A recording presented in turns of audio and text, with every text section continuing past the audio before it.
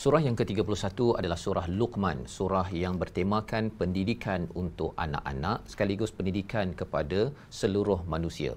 Surah Luqman ini adalah surah yang bermula dengan alif lam mim, tilka ayatul kitabil hakim. Ini adalah ayat kitab yang penuh dengan hikmah, dan Al-Quran ini adalah hidayah dan juga rahmah kepada orang yang berbuat baik. Di dalam surah Al-Baqarah ada dinyatakan hudan wa rahmatan lil muttaqin atau hudan lil muttaqin. Di sini hudan wa rahmatan lil muhsinin, kerana untuk berbuat baik sesama manusia sebenarnya kita memerlukan rahmah daripada Allah Subhanahu wa taala.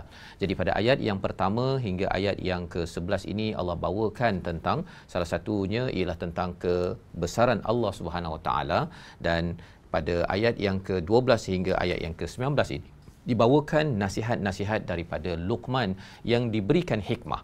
Dan apakah tanda seseorang itu diberikan hikmah daripada wahyu Allah Subhanahu Wa Taala? Anishkur lillah yang dinyatakan pada ayat yang ke-12, iaitu dia mampu untuk bersyukur kepada Allah, dan kesyukuran itu sebenarnya bukanlah untuk Allah tetapi manfaatnya adalah kembali kepada diri sendiri.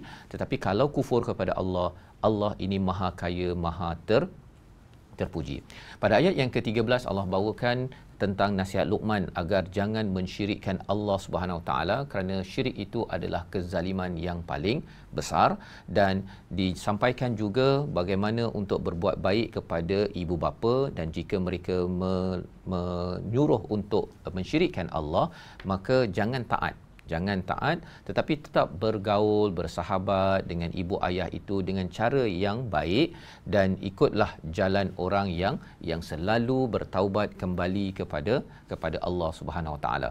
Nasihat Luqman seterusnya ialah untuk sentiasa menjaga perawakan, sentiasa menjaga solat, amar makruf nahi mungkar.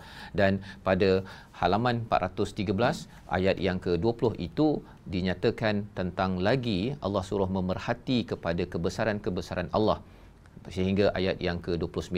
Untuk apa? Kerana salah satu daripada proses pendidikan untuk tauhid kepada Allah Subhanahu Wa Taala ini adalah dengan memerhati kebesaran Allah Subhanahu Wa Taala dan yakin bahawa Allah mempunyai ilmu yang luas. Salah satunya pada ayat 34 tentang hari kiamat, tentang menurunkan ghaith, hujan, mengetahui apa yang ada pada rahim seorang ibu, dan kamu tidak tahu apa yang kamu akan buat pada hari esok, dan tidak tahu di manakah kematian, kecuali semuanya di bawah ilmu Allah yang amat teliti. Jadi ini adalah surah Luqman, surah pendidikan untuk diri kita dan modul pendidikan untuk seluruh manusia.